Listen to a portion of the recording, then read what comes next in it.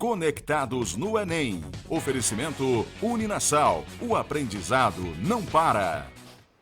Fala galera, fala meu povo, boa tarde minha gente. Estamos chegando e daremos início a partir de hoje o pontapé inicial na reta final de estudos para o Exame Nacional do Ensino Médio. Nós vamos te ajudar a conquistar a tão sonhada vaga na universidade. Então, conte com a gente, porque começa agora o Conectados no Enem.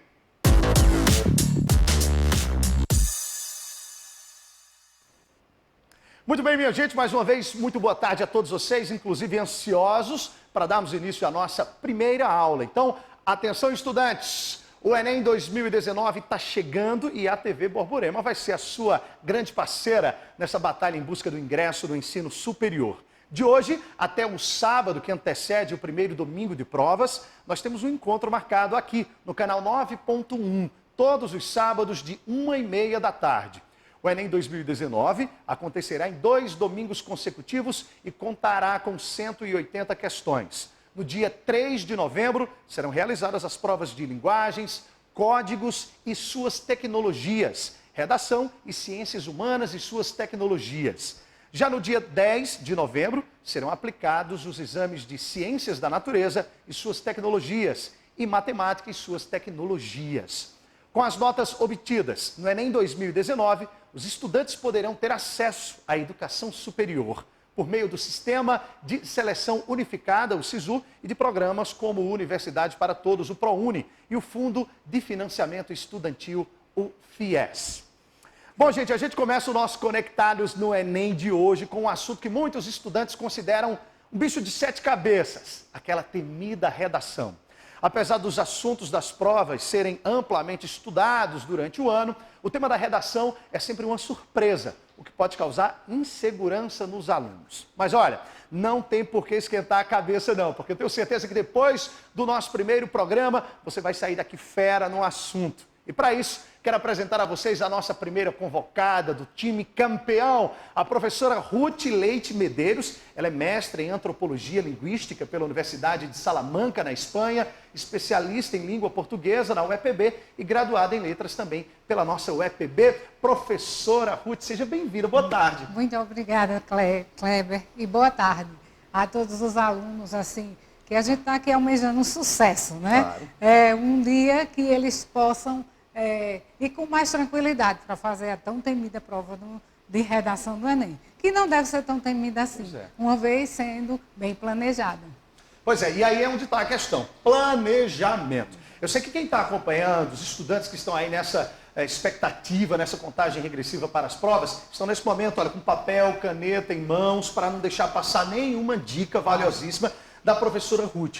A gente selecionou algumas perguntas de estudantes aqui em Campina Grande, mas antes, qual seria a primeira dica para esse planejamento que a senhora poderia passar para os nossos alunos? A primeira dica que a gente tem que passar, e muitas vezes isso não é nem tão difundido e trabalhado, seria a gente pensar na questão do espaço de prova. O espaço que eu tenho para redigir minha redação.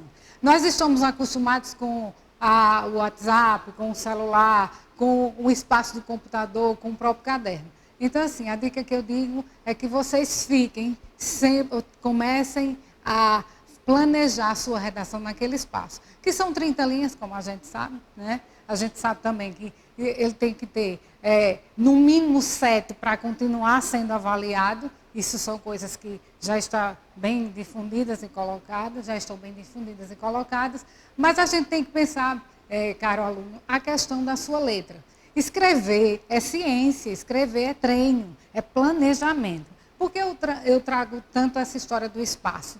Porque muitas vezes os alunos se delongam e quando vai terminar a redação não tem mais espaço. Aí fazem frases curtas, desconectadas, coisa e tal.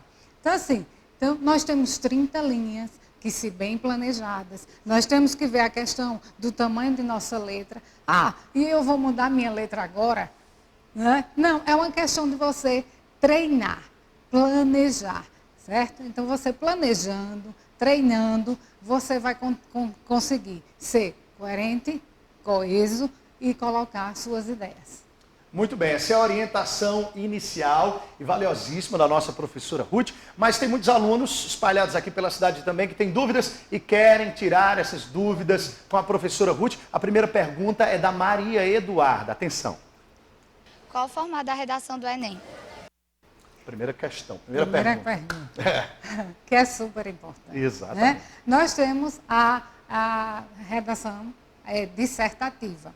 E alguns colocam dissertativa, argumentativa.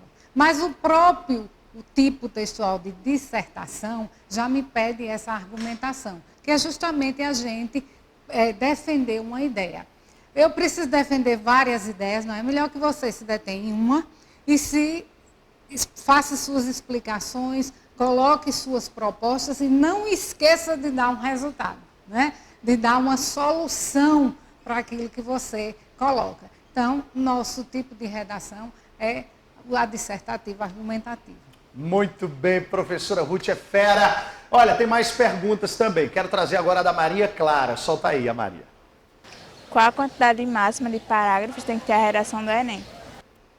Mais um questionamento. É aquela questão que a gente está tratando do planejamento, certo? Nós tratamos em 30 linhas, a gente não pode ter parágrafos longos demais nem curtos demais. A gente tem sempre que planejar. O que eu sempre digo, Kleber, é que o primeiro parágrafo é o parágrafo de apresentação ao seu leitor. No caso, vai ser aquele professor que está corrigindo a prova, ele vai já... você vai ter que se colocar o que é que você vai pretender falar sobre os demais linhas. Então, assim, uma dica que eu dou é que se faça frases, não são frases de efeito, mas são frases que já me colocam o que eu vou falar. Né? Se nós estamos tratando do suicídio, é um termo, um assunto muito amplo, né? Então, suicídio entre os adolescentes tem tido um aumento considerável em relação... Então, assim, quando o leitor vê esse início, já sabe que dentro do tema de suicídio, você vai falar sobre os suicídios que estão ocorrendo na faixa de idade dos adolescentes. Então, você sabe, cara aluno, que a partir dali, você tem que propor, você tem que argumentar dentro desse parâmetro de suicídio na adolescência, para que você não fuja muito, não vá muito adiante sobre suicídio de todas as idades ou de todas as ordens e saia exatamente do seu foco. Né? Exatamente, professora, está aí. Outra questão muito importante também é escrever bem, é uma boa ortografia também, né? Dúvida, sem dúvida. A gente tem uma nova ortografia. Sim. Ela não é tão nova assim. Ela já era para estar incorporada, né? E ela vai ser uma das questões a serem avaliadas. Por quê? Porque é como nós estamos escrevendo agora. A nossa língua portuguesa passou por uma nova roupagem e eu costumo brincar com meus alunos assim. Por exemplo, nós sabemos que a palavra ideia não tem mais acento. Então, se você botar uma palavra ideia com acento, é porque você está tendo uma péssima ideia. Ou seja, não existe essa palavra mais com acento. Às vezes as pessoas acham que o novo acordo aboliu todos os acentos. E, portanto, eu não vou me preocupar, isso é uma coisa que vai passar, porque é um hábito da minha escrita na internet. Caro aluno, preste atenção nas regras da nova ortografia. Uma das regras que tem muita dificuldade é exatamente o uso do hífen ou do não hífen, né? As palavras que perderam e que... Então, assim, há uma regra muito simples, que as palavras que sempre... As palavras em língua portuguesa, que já eram escritas com hífen, por exemplo, as palavras genuinamente compostas. O que é isso? São duas palavras na língua portuguesa que você une com hífen ou não para dar uma nova ideia. Por exemplo, pontapé. Pontapé a gente escreve sem hífen, não é? Mas essas duas palavras já existem na língua portuguesa e têm um significado próprio. Ponta significa algo que a gente já sabe e pé também. Que unindo deu uma nova palavra de pontapé, com um significado próprio. Ok. essas não foram mudadas. Essas palavras continuam escritas da forma de outrora. Porém, caro aluno, presta atenção nas palavras prefixais. O que são isso? O prefixo, minha gente, ele só tem sentido real se ele estiver incorporado a uma palavra da língua portuguesa. Por exemplo, autoescola. Se a gente colocar qual é o sentido de escola, eu sempre brinco com meus alunos, eles podem fechar os olhos e tentar desenhar uma escola. Não importa qual o formato que ela tenha, mas a gente consegue. Porém, quando eu peço que eles façam uma ideia sobre a palavra alto, e por favor, alto com U aí, porque algumas pessoas podem confundir, né? Esse alto, ele só vai ter sentido porque está perto da palavra escola. O que é que eu quero dizer com isso? Estas palavras são as palavras que a gramática vai chamar de palavras prefixais. Estas mudaram. E quais mudaram? A gente eu tenho duas dicas bem fáceis. Eu digo, os opostos se atraem e os iguais se repelem. Do ponto de vista gramatical, é o seguinte. Micro-ondas. Os micro-ondas antigos eram escritos junto.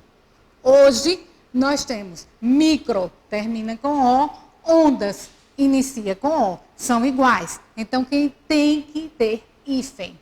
Tem que ter hífen. A palavra como infraestrutura. Não é? Infra é um prefixo que termina com A, e estrutura é uma palavra da língua portuguesa que começa com E. Então, aí, os opostos se atraem. Claro que, falando em língua portuguesa, tinha que ter uma coisa chamada exceção à regra. Não é? E a exceção à regra é muito simples. Se, ao unir estas palavras, der uma nova palavra que não existe, separe-as. Ok? Por exemplo, sub-reino. Se eu tirar... professora, os opostos se atraem, sub-reino, sub termina com B, reino começa com R, então eu vou unir. Só que se eu unir, Kleber, vai dar uma palavra sobreino. E o que é sobreino para a língua portuguesa? Então, se você unir e não tiver sentido, isto é porque esta palavra continua escrita com isso. Né? Só mais a última dica de exceção. Todo prefixo que se liga à palavra começada com H, pré-história, por exemplo, essas continuam com hífen. Então, os prefixos como pré, pró, pós, ex, bem, tem sempre hífen. Uma grande aula aqui da professora Ruth. E olha só, é para todo mundo aprender, claro. Professora, dá licença. Olha, agora a gente muda de assunto rapidinho para falar sobre uma pequena alteração nas regras do Enem. Olha, você já deve saber que para fazer a prova é necessário apresentar documento de identificação com foto. A novidade é que esse ano documentos com foto antiga ou alguma rasura que inviabilize a completa identificação poderão também ser apresentados, mas com uma condição que a nossa querida Yasmin Amélia vai explicar agora. Os candidatos do Enem 2019 poderão apresentar documentos vencidos ou com algum dano na identificação, desde que sejam coletados dados biométricos. A inovação é uma medida do INEP.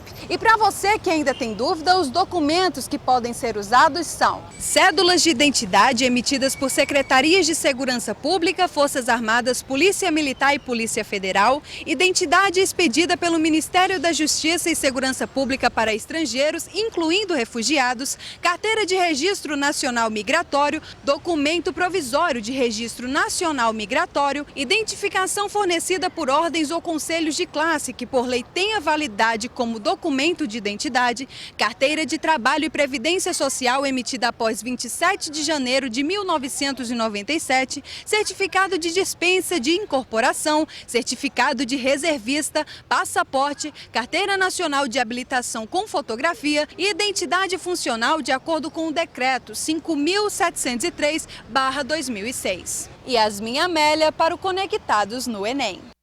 Maravilha, obrigado a nossa querida Yasmin Amélia. Está aí, portanto, essas alterações. Olha, gente, professora, mais um questionamento, mais uma pergunta. Com relação à importância das tipologias textuais, isso tem como a senhora nominá-las? São 5, né? São 5. é interessante que nós temos, em língua portuguesa nós temos tipologias textuais e nós temos gêneros textuais, que as pessoas confundem um pouco. Nós só tínhamos 3 tipos textuais. Até bem pouco tempo, questão de 10, 15 anos, temos hoje 5. Quais são? Narrar, dissertar, descrever e o texto injuntivo e expositivo. Que seriam o quê? Narrar, dissertar e descrever, nós já estudamos sempre, né? Narrar uma história, descrever nos mínimos detalhes, aí argumentar, que está próximo à nossa redação do Enem, que é exatamente a dissertação tão temida, né? E o texto expositivo. É sempre aqueles gêneros que a gente vai expor. Por exemplo, quando você vai fazer uma apresentação de um banner, de uma propaganda, um produto, você vai usar o texto expositivo. Portanto, eles têm os verbos necessários para que sejam bem colocados. E o injuntivo é exatamente aquilo que o manual de um eletrodoméstico, né? Então, qual é a leitura que a gente faz do manual? O manual está sempre no imperativo, ele manda, faça, né? Abra a caixa, conecte o aparelho, não é isso? Então, esses são os 5 tipos. Perfeito, né? Agora, nós temos os gêneros textuais. Caro aluno, são coisas diferentes. Os gêneros textuais são todos os tipos. Vamos para uma definição do nosso querido e saudoso professor Marcuski, né? Que é nosso professor até aqui em Pernambuco. E ele diz o seguinte: os gêneros textuais são os gêneros orais ou escritos que circulam em sociedade. Ok? Então, se você vai fazer, ninguém mais faz carta, não é? Muitas pessoas nem, mas nós estamos o tempo todo escrevendo no WhatsApp. Isso é um gênero, não é? O que nós temos de reportagem é gênero, não é? A receita é gênero, a bula do remédio é gênero. Então, todos os textos que circulam em sociedade, quer de forma na oralidade ou quer na escrita, esses nós tratamos como gêneros textuais. Muito bem, professora Ruth. Olha, vamos fazer o seguinte, para quem está em casa também, que está aí, olha, raciocinando, acompanhando, pegando todas essas dicas da professora Ruth, a gente vai para o intervalo rapidinho para tomar uma água. Você aí de casa também, toma uma água e rapidinho a gente volta conectados no Enem.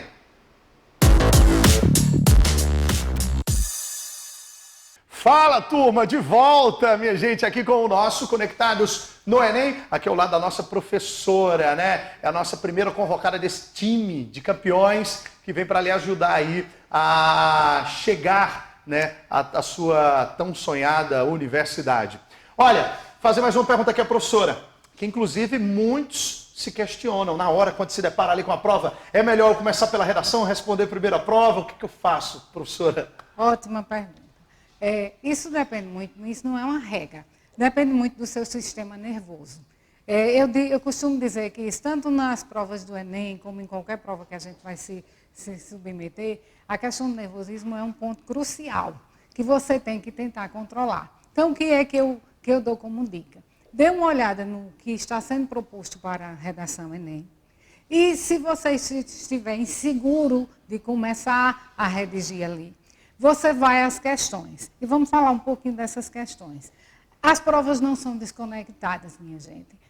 Tanto a redação quanto as questões, elas vão se delongar, elas vão tratar sobre assuntos que você pode aproveitar na redação. Cuidado.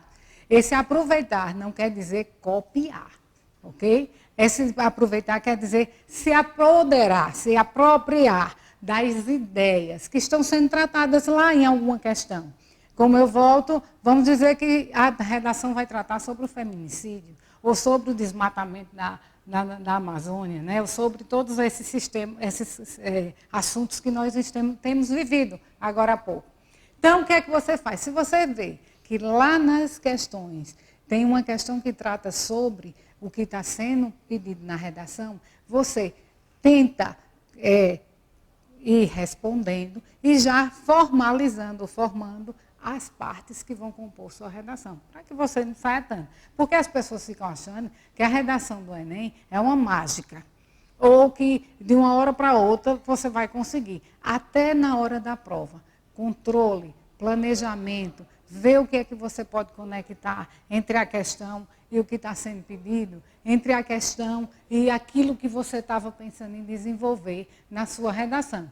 Lembre, a prova é conectada, ela é objetiva, ela tem um porquê estar ali. Então, assim, não é uma coisa que a gente diga, é uma surpresa. A gente sente surpresa porque a gente não sabe antes o assunto. Mas a gente vem esse tempo todo sempre lendo e os assuntos que estão sendo difundidos, que estão sendo tratados, com certeza podem ser aqueles possíveis para a nossa redação Enem. Professora, outra questão, outro questionamento, na verdade, com relação ao tempo para respondermos às questões. As perguntas são muito extensas, né? Eu devo estipular um tempo para responder cada pergunta daquela? Qual o momento certo de eu pular aquela questão, me dedicar a outra, voltar? Como é que a gente administra isso? É um pouquinho complicado a gente estipular o tempo. Volta ao nosso controle, ao controle do seu sistema nervoso. Uma dica que eu dou sempre para os meus alunos, e eles ficam assim, professora, é que geralmente acontece assim, Kleber. Os alunos começam a ler o texto da questão e já sentem a dificuldade de interpretar a questão. Então, ali já vai bloqueando. E depois é que ele vai ler o que é que a questão está pedindo. Eu dou um conselho, eu faço uma dica, dou essa dica, que antes de começar a ler aquele texto, que geralmente são textos longos, às vezes com palavras nem tão cotidianas, não é? Que o aluno, ele leia o que é a questão, a proposta da questão, para depois começar a ler o texto. Então, quando você lê a proposta da questão, você já vai com um novo olhar já por vou mais texto. atento Já vou mais texto, atento, né, ao texto. Porque todo texto, minha gente, é assim. Primeiros parágrafos, ou o primeiro parágrafo, te apresenta. É só para te deixar mais ou menos Exato. em que aquele autor pretende te tratar com você. No segundo, terceiro parágrafo, você vai exatamente defender suas ideias. O segundo, você coloca a ideia. O terceiro, você já propõe, você já pode ir delongando mais. E o quarto, você tem que trazer uma solução. Lógico que trazer essa solução não é que você vai resolver o problema que tem ali, mas que é nesta solução que mostra a maturidade de leitura que você tem. Se você está conectado com os últimos acontecimentos, os últimos noticiários, coisa e tal. Então, se você tem essa maturidade, você consegue trazer para o texto. Outra, se você tem uma maturidade para trazer algo que você ouviu de algum autor, claro que a gente não vai precisar na redação do Enem fazer uma citação direta, como assim a gente faz. Não, mas a gente na redação do Enem pode se apropriar, trazendo o nome do autor, não precisa aqui botar ano, página, se preocupar com esse tipo de coisa, mas trazer a ideia do autor que vai exatamente corroborar, complementar a sua, vamos dizer, fechar a sua ideia, né, aquilo que você está tentando defender. Outra coisa, Kleber, que às vezes as pessoas ficam assim, eu devo colocar título na minha redação, eu não devo colocar título? Sim. Bem, se você colocar título na redação, você não vai ser punido por isso. Esteja certo, mas tenha cuidado. Muitas vezes as pessoas colocam um título primeiro, e eu digo que o título deve ser colocado por último. Como assim colocar um título por último? Porque você já escreveu sua redação. Você já discorreu sobre o que você queria. É mais fácil você criar um título do que você pecar fazendo o quê? Criar um título e se perder na redação. Não há uma conectividade. E tem que ter. Tem que ter uma conectividade. Então, assim, se você não tem segurança do título, pode iniciar aproveitando as 30 linhas em sua redação. Lembrando que é mais organizado você fazer o quê?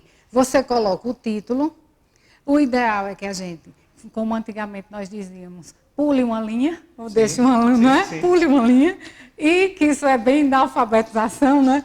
Pule uma linha e comece a sua redação. Se você fizer isso, isso mostra organização. E lembrando, aquela linha que você pulou, ela vai ser descontada. Não é descontada para lhe punir, é descontada na hora que se vai iniciar a correção. Porque a gente sabe que a primeira coisa que lá os professores estarão atentos é exatamente a quantidade de linhas. E professora, por quê? Não é o que eu escrevi, não. De primeiro, eles olham a quantidade de linhas para poder saber se você vai continuar sendo avaliado. Até de 7 linhas em diante, você continua no pairo. Antes disso, infelizmente, sua redação não passa. Gente, olha, a nossa aula está ótima, tenho certeza que vocês aprenderam bastante, mas é chegada a hora da gente ir se despedindo. A notícia boa é que a nossa aula continua a todo vapor na internet por mais 30 minutos. Por isso que eu te convido para acessar o site agora aí no teu smartphone ou no teu computador, conectadosnoenem.op9.com.br e continuar nos acompanhando. E no próximo sábado, 1h30 da tarde, eu estarei de volta e tem mais dicas de estudos para todos vocês. Professor, vamos para a internet agora? Vamos lá. Então, olha, continua com a gente, conectados no Enem.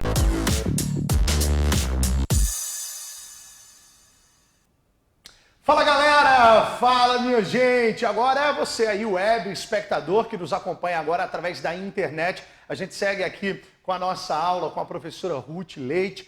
E olha só, continua atento aí, nós temos mais 30 minutos de aula e para tirar muitas dúvidas e ouvir atentamente aqui os esclarecimentos da professora Ruth. E olha, ainda falando sobre a redação, professora, me permita, sobre a questão da coerência e coesão, tem que ter também muita atenção quanto a isso na hora da redação, né? As pessoas costumam, Kleber, confundir o que é coerência e o que é coesão. A coerência é realmente as ideias que eu coloco de forma clara e objetiva, tá certo? E a coesão são os conectores. Os conectivos ou conectores, isso é uma questão gramatical. Então, o que são esses conectores? Às vezes, hoje, as pessoas acham que não precisam entender a gramática, que não precisam estudar a gramática. Lê do engano. Nós precisamos saber da própria gramática para escrever bem, para ter uma boa redação. E a gramática se apropria da coesão, que são os usos de preposições e conjunções, ou das locuções prepositivas e das locuções conjuntivas. As pessoas ficam com medo quando veem essa questão das nomenclaturas. Simples coisas. Quando eu uso a preposição pura, sozinha, como todavia, porém, né? Então, quando eu uso ela sozinha e essas conjunções sozinha, eu tenho a preposição e a conjunção. Quando eu uso por isso, eu tenho uma locução conjuntiva. Dá uma ideia de continuidade. De né? continuidade. E também, duas palavras, a gente chama, a gramática vai, tudo que é locução na gramática, caro aluno, é exatamente quando você se apropria de duas palavras para dar um sentido, ok? Aí vem a questão de o que é que tem a ver a coesão e a coerência. O problema é que você vai ter que dividir sua redação em parágrafos. Eu já disse aqui que você não pode se delongar, ter parágrafos longos demais, parágrafos curtos demais, você tem que meio que planejar. Porém, as pessoas costumam errar quando vai fazer parágrafo.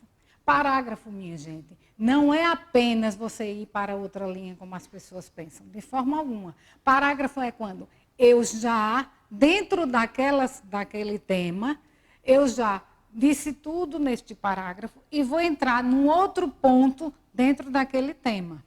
Aí as pessoas às vezes estão tratando, tipo, o desmatamento da Amazônia tem sido muito aumentado por conta das queimadas. Né? Vai para um... Aí ponto, parágrafo. Por isso... Continuidade. Continuidade. Então... Se você vai dizer por isso, então fica no mesmo parágrafo e conclui tua ideia. Tá certo? Então, assim, esse é um erro comum que as pessoas fazem. Outra coisa que a gente pode falar é na simplicidade do redigir. O que é que acontece? As pessoas estão ali dentro da redação e acham que porque vai redigir vai ser corrigido, eu vou começar a usar uma linguagem rebuscada. Aquela linguagem que muitas vezes você não está nem acostumado. Ouviu em algum canto da internet e quer colocar na sua redação. E acaba muitas vezes aplicando erroneamente. E acaba exatamente saindo do foco, não colocando na situação certa. Exatamente. Isso é um problema. Conselho, seja tranquilo. use a sua linguagem. Lembrando também que se nós temos a linguagem da internet, esta vai ser avaliada. Esta não deve ocorrer na sua redação, tá certo? Aí se você perguntar, um tema como, professora, fake news, pode voltar, né? Quais as soluções que a gente daria para fake news? Lógico que a gente vai se apropriar de alguns termos da internet, bem colocados, às vezes entre aspas, né? As aspas não são enfeites, minha gente. As aspas, elas têm um motivo de existir no texto. É quando eu quero chamar a atenção, quando aquela palavra é um estrangeirismo na língua, certo? Ou seja, vem de outras línguas para compor a minha, na língua portuguesa, que é perfeitamente comum e cabível, né? E as pessoas, você está tratando de fake news e vai exatamente usar esses termos da internet. O que eu digo que você não utilize são as formas de escrita da internet, pelo amor de Deus. Aquelas abreviações, então, não, nem pensar. Nem pensar. Pelo amor. Tem que se despir completamente dos vícios ortográficos da internet. Eu costumo dizer que uma amiga e uma minha aluna disse assim, professora, eu fiz uma redação e comecei assim, isso aqui é demais trabalhar nessa empresa. E botou demais. E começou, a minha redação não está boa, disse, as suas ideias são ótimas, mas a sua escrita não dá. Isso é imperdoável. Isso é imperdoável, né? É como se coloque, preste atenção ao que está sendo pedido. E nós temos sempre um texto que vai ser apresentado, não sempre em forma de texto, mas algumas frases, que vai abrir a ideia do que você precisa decidir para responder, né? Tanto as questões como a prova. Então, tente ler, se apropriar disso com tranquilidade. Lembrando que quando eu uso o termo apropriar, eu não estou me referindo a copiar. Que saibam também que se você copiar algum trecho, até do texto que está sendo posto, lhe propondo para a redação, você vai ser penalizado por isso. Sabia disso? Então, aquelas linhas, ou vamos dizer que o aluno copiou um parágrafo. Aquele parágrafo, ele vai ser descontado. Ele vai ser totalmente descontado. Por quê? Porque aquele texto não é dele e a gente quer, na redação, que você tenha uma coisa chamada autoria. Autoria não é cola. Autoria também não é que você vai virar um autor de uma hora para outra, mas que a gente, o leitor, o professor que está fazendo a correção, ele sinta, essa aqui é a voz do aluno, isso aqui não é cópia. Né? Então, lembrando, tudo que você trouxer para a sua redação, que tiver copiado, não adianta esperteza para dizer, vou pegar da questão tal e vou trazer para cá. Nós sabemos, né? E aquilo vai ser descontado na sua nota. Então, como assim, professora? Aquelas linhas que foram cópias não contarão. Vamos fazer um cálculo aqui bem breve. Vamos dizer que você escreveu 7 linhas. Aí disse, não, vou parar aqui. 7 linhas, a professora disse que eu continuo no pairo para ser corrigido. Só que das 7, você copiou 3. Quantas linhas você ficou, Kleber? 4. 4, você está sendo desclassificado. Porque você não ocupou as 7, que as 4 eram cópias. Então, são coisas que têm que estar presentes na cabeça dos alunos. Eu sei que existe o nervosismo, eu sei que são muitas coisas, mas nós não estamos tratando de uma língua estranha, nós estamos tratando da nossa língua portuguesa. Nós estamos tratando de assuntos que cotidianamente fazem parte de nossas vidas. Eu digo que hoje o aluno, ele tem muito mais propriedade em escrever, porque você está todo o tempo com o mundo em suas mãos, que é exatamente a internet, o seu celular, né? E lembrando, utiliza isso da melhor forma, para evitar que você seja penalizado copiando, evitar que você traga vícios de fala, vícios de escrita. Cuidado, minha gente. Outra dica que eu dou, me permita, Kleber, à vontade, falar sobre... A sala de aula é sua. Falar sobre as questões. Eu costumo dizer aos meus alunos que existem as classes gramaticais. Nós escrevemos dentro das classes gramaticais, que a gramática vai chamar de morfologia. E a morfologia são as palavras divididas em classes, substantivo, adjetivo, aquilo que nós estudamos, né? Então, quando a gente quer saber do que a pergunta está me pedindo, eu dou a primeira dica, é que você tem que ir em busca do verbo. Vai em busca do verbo. O verbo vai te dizer se ele quer que você proponha, se ele quer que você discuta, se ele quer que você apenas analise. Veja, cada verbo ele vai lhe dar uma ação. Se você tiver essa dificuldade de apresentar, vai em busca do sujeito. Quem é o sujeito? Né? Ou que a gente chama mais simples o substantivo. Aquele que está nomeando, né? Que está sendo trazido à tona. Então, se você detecta isso, quer nas suas questões objetivas, a facilidade, eu garanto a você, que você terá mais tranquilidade para responder. Então, e você vai fazer uma ligação entre o que está sendo pedido a você e as proposições que você tem. E dali, você vai por eliminação. Muito bem, professora. Que aula, gente. Olha, professora, queria falar sobre os possíveis temas. A senhora já citou alguns que estão sendo bem discutidos na atualidade, mas arriscaria algum possível tema para a redação? Nós temos também tipos de, alguns, né? Sim. Se a questão da robótica, que é uma realidade, que ela pode ser pedida em qualquer, vamos dizer, em qualquer área. A área da medicina, nos avanços que nós temos, né? Dessa robótica. O feminicídio é algo que realmente faz parte. Né? A questão da nossa previdência. Né? Outra que eu penso bastante sobre isso é vamos dizer, essa robótica. Né? Esse uso da robótica. Vem para tirar empregos ou para ter mais empregos. Então, eles podem criar uma questão, geralmente, aí nesse foco, né? Que você defenda se isto veio para criar empregos ou para retirar empregos, a questão do desemprego no Brasil. Né? Seria uma forma possível deles estarem tratando isso, que é uma realidade. Né? A crise, né? Vai falar nessa crise, claro, né? É uma realidade. O próprio desmatamento, essas ideias que estão sendo tratadas sobre vamos dizer, a propriedade da Amazônia, né, da nossa floresta e coisa e tal.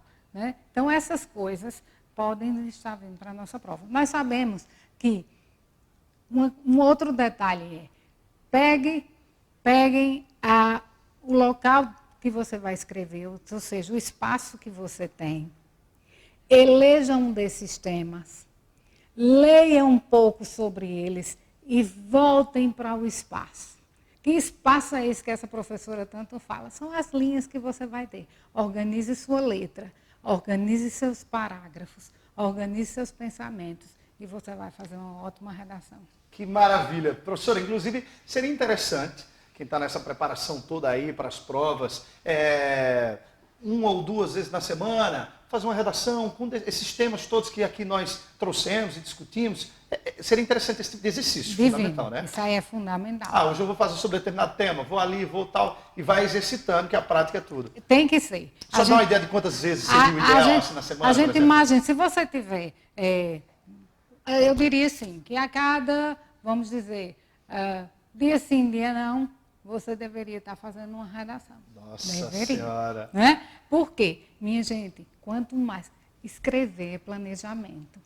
Língua portuguesa é ciência. Língua portuguesa não é algo que foi incorporado porque a gente nasceu e começou a falar. É algo que tem que ser pensado, é algo que tem que ser treinado.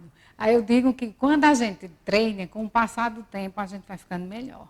Né? Vai ficando melhor. Se a gente desiste e pega de vez em quando para fazer algo, a tendência é que isso não fique tão bom. Né? Então, assim, vá, eleja, leia. Se você, que as pessoas sempre dizem assim, Kleber, que não gostam de ler, é interessante, porque estamos lendo todo o tempo. Né? Até quando a gente está num trânsito, olhamos o sinal, nós Sim. estamos fazendo uma leitura. Professora, mas quando eu estou lendo o texto, me dá sono, coisa e tal, para um pouquinho, levanta um pouquinho, esse momento, não adianta estar fazendo todos os estudos, tudo que você não estudou, vou estudar de véspera. Não, não. Outra dica importante, que é muito, isso aí é eficaz, eu vou dar essa dica aqui para você presente. Olha, dica de ouro, hein? É uma dica de ouro. É que serve não só para a nossa prova Enem, como para todas as provas. É que você tem que ver a questão a questão quando está sendo posta, tá certo? Você tem que se delongar para primeiro ler o que ela está pedindo e depois voltar ao texto. Voltar ao texto quer dizer você ir descartando as partes que não interessam, porque nós sabemos que o texto ele é feito de quê? Ele é feito de apresentação. Aí a gente, às vezes, diz, depende do texto, quando ele é muito longo, encher linguiça, né? Desviar teu foco. Entendi. Aí tem um problema. Então, se eu for direto ali no que a questão está me pedindo, depois eu volto ao texto, eu vou com um olhar mais apurado. Mais apurado. Mais apurado. Eu vou saber extrair dali exatamente o que a questão está me pedindo. Aí o que é que acontece com os nossos alunos? Nós dizemos que a prova Enem, ou algumas provas que são feitas, são difíceis, coisa e tal. Cuidado com as questões que são óbvias. Nós temos questões óbvias. Às vezes você diz, não vou responder isso não, porque é óbvio demais. Não é possível que alguém esteja me pedindo, isso é uma pegadinha. Essa é a resposta. Esta é a resposta. Não tenha medo. Se você está seguro, certo? Que aquela é a resposta, mesmo que te pareça óbvia demais, pode responder. E às vezes você para assim e diz, não é possível não que é seja possível, isso. não É é muito possível. óbvio. Não, então não vai ser ela. Segurança. Lógico que no Enem eles não fazem essas, é mais elaborado, coisa e tal. Mas claro. eu sempre digo, você tem que estar seguro com uma linguagem simples, você tem que se apropriar também da gramática, porque algumas pessoas falam só em coerência, em coesão, e as pessoas não têm maturidade para saber o que é um verbo dentro de uma frase. Então, a morfologia não existe para enfeitar. A morfologia existe para nos dar saídas. Por exemplo, a classe gramatical das interjeições, eu digo que são as classes das emoções. Por quê? É aquela classe que você está em um incêndio. Eu costumo brincar com meus alunos assim, Cléber. Você está em um incêndio, em um prédio. Olha para trás, só tem fogo. À sua frente, janela. Aí você vai bem elegante para a janela e diz assim, socorro, socorro. Você acha que alguém que está passando lá embaixo, uma mulher, vai te atender? Claro que não. Primeiro, o nome dela não é socorro, não é? E segundo, você não deu ênfase. A classe das emoções tem que ser com mais ênfase. Então, quando você vai fazer um pedido de socorro, você vai gritar, você vai esbravejar, não é socorro, né? Então, esse socorro não é o substantivo nome, mas é a nossa interjeição. Então, por isso que eu digo a classe das emoções, que você pode utilizar para dar ideia, para dar, vamos dizer assim, movimento ao seu texto. Por que não? Agora, só faz isso com propriedade. Maravilha, professora. Está aí, dica de ouro, dicas de ouro, né? Professora, tem mais uma pergunta. Tem pergunta agora do estudante do Leandro Silva, que também está se preparando e quer ouvir a resposta da professora Ruth. Solta aí. Qual nota é considerada boa para a redação do Enem? 1000. Sem dúvida. Vamos esperar 1000. Porque não existe a nota. A gente sabe que vamos dizer, a contabilização, as contagens, né, da pontuação, você tem uma pontuação para a redação e você tem uma pontuação para a prova de linguagens, né? Então, assim, você tem que não zerar, não fugir ao tema, não é? E isso de ter nota, a gente não pode mensurar, porque vai depender muito dos níveis das redações, né? E como, claro, em todo caso. Então, assim, essa nota é nota 1000, não nota 0. Então, daí, tudo vale. Outra coisa, professora, com relação à atenção aos tipos de linguagem verbal, não verbal, figuras, tem que estar muito atento a isso também, né? Figuras nunca, né? As figuras que eu digo, você também não pode estar desenhando na prova. A prova é totalmente ortográfica, certo? Ela é totalmente a escrita. Então, se você quer dar esses tipos de ideias, se apropria da classe das emoções como a interjeição, se apropria de uma boa ideia, certo? Mas não fica utilizando a questão da linguagem não verbal. É até difícil ser utilizado num texto assim, porque a linguagem não verbal eu preciso da figura para poder fazer aquela identificação, não é? Então, na nossa redação, é totalmente verbal. Não que verbal seja o que eu falo, verbal é também o que eu escrevo.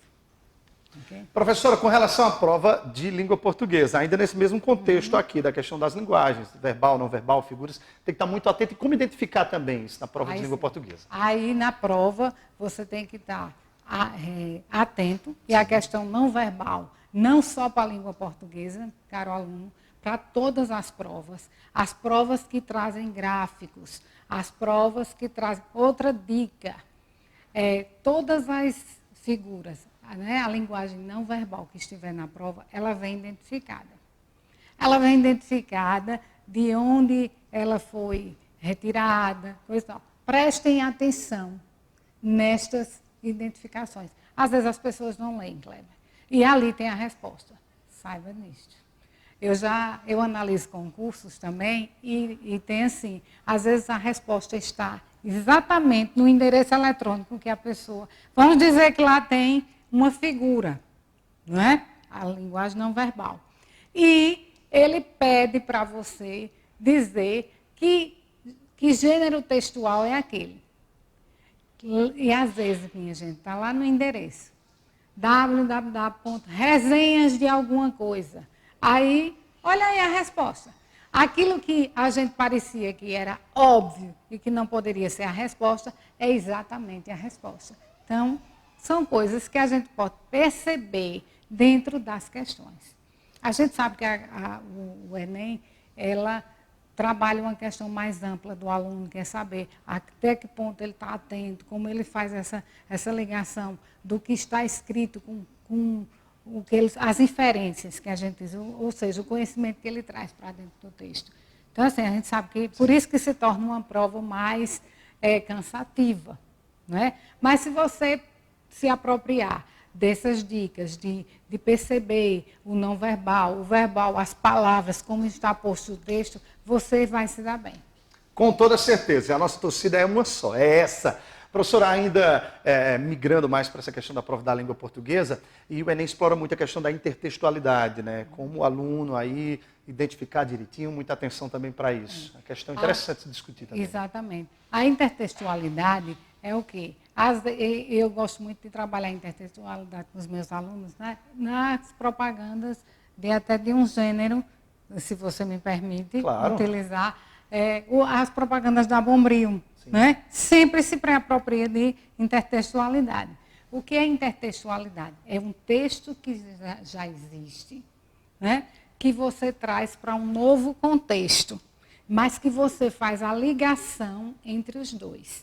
Não é uma invenção, é uma ligação. Então, você não está com o texto original. Por exemplo, minha terra tem palmeira onde canto sabiá. As aves que aqui gozeiam não gozeiam como lá. Isso aí a gente sabe. Aí vem um professor de matemática e diz, minha terra tem palmeiras, onde canta o sabiá. Seno A, cosseno B, seno A. Então, isso foi uma intertextualidade que ele fez, que é muito próprio do Enem, até para que os alunos guardem as informações. Ok? Eles precisam, até para tranquilizar. Porque se você ficar só jogando nesse momento teoria, e o aluno começar a sentir que está inseguro, e às vezes ele não está. É porque naquele momento ele está com a cabeça cheia de coisas para resolver. Aí o que é que os professores se apropriam? Eu acho isso de forma tremenda, né? Que vai tranquilizando o seu aluno, e à medida que vai tranquilizando, vai também colocando a questão dos assuntos que serão tratados. Né? É primordial a tranquilidade. A tranquilidade é primordial. Aquilo que parece ser uma repetição, que todos dizem que no dia anterior à prova, não vá se estudar, vá descansar. Né? É uma coisa muito difícil que as pessoas, né? Ansiedade, tensos, ansiosos. Respirem, leiam. Vocês não estão fazendo uma prova em outra língua. Vocês estão fazendo uma prova em nossa língua. Então, parem, vejam, porque nós temos as técnicas. Né? E essas técnicas é justamente isso. Eu decidi se eu começo lendo o texto ou se eu começo lendo a proposta. Se eu leio a proposta e leio as minhas alternativas e volto ao texto. Certo? Então, assim, isso é uma decisão. Isso é muito próprio. As pessoas... Tem gente que gosta de ler primeiro o texto. Porém, enquanto professora, já de alguns anos, e trabalhando nessa área, eu vejo que se você lê o texto e não tem tanto conhecimento, ela tem quase que 90% de lhe jogar para uma insegurança. Não é bom, certo? Outra coisa que você falou, que nós falamos e não tratamos, eu terminei nem respondendo, é a questão da insegurança, da decisão. Se eu respondo às questões seguidas ou se eu pulo algumas, eu sempre digo, não perca tempo. Não perca tempo. Faça que você se sente segura. Certo? Outra dica, cuidado quando for marcar o gabarito. Porque tem gente que vai marcar o gabarito, fez questões seguras, e depois que marca o gabarito, não, eu acho, eu penso, quebra o achômetro. Dicas tipo, quando você estiver respondendo suas questões, vá marcando na sua questão certeza. Não, então, se você marcou certeza, você botou a palavra certeza lá, o que é que vai acontecer? Quando você for ao seu gabarito, você diz, não, quando eu fiz essa questão eu estava segura, então essa é a resposta. Aí você volta para as que você não tem tanta segurança, sempre procurando se dentro da própria prova você vai ter dicas que possam lhe ajudar a responder. Certo? Então, como eu disse, a prova não é feita de questões soltas ou de questões que, não, eu achei linda essa questão, vou botar. Não, tem uma coerência também, tem essa coesão. Então, os assuntos que são postos, eles não são postos assim aleatoriamente. Muito bem. Professora, agora sobre ambiguidade. O cuidado que devemos ter para não fazer nenhuma expressão ambígua na redação e também para identificar as questões ambíguas na prova. Né? Exato. Apesar que a ambiguidade pode ser até uma questão pedida, né? Sim. Porque você tem que saber exatamente, quer dizer, o duplo sentido. Né? E cuidado na ambiguidade lá na prova do Enem. Porque, de repente, você está querendo dizer uma coisa e diz outra completamente. Não, mas eu quis dizer isso. Cuidado que quando a gente escreve, a gente não tem como voltar. Você não vai ter como ir lá na prova do Enem. Eu vou refazer essa parte porque eu quis dizer tal coisa. Então, vamos entender direitinho essa questão, primeiro, do que é ambiguidade, como identificar essa questão do duplo sentido e tal. A ambiguidade, ela, dependendo do gênero, ela é utilizado justamente o gênero cômico. Né? Ele se apropria dessa ambiguidade para fazer rir. Agora, às vezes é pedido na prova a questão da ambiguidade para você exatamente definir se ali existe uma ambiguidade. Estou querendo, assim, todo tempo vir uma ideia para que eu me faça clara está dizendo assim, os alimentos, as verduras são bons alimentos. Ponto. As frutas também. Isso me dá... Como assim? Quer dizer que as frutas não são alimentos? Só as verduras? Entende? Quando eu digo também, ou também, pode me dar a ambiguidade de que as frutas e as verduras são alimentos. Como eu posso dizer? As verduras são alimentos, mas as frutas não. Entende? Por conta desse também, é como se não fosse alimento. Né? Não, ele dissesse assim, as verduras são alimentos saudáveis. Né? As frutas também são saudáveis, mas não são alimentos. Então, Isso está na superfície do texto.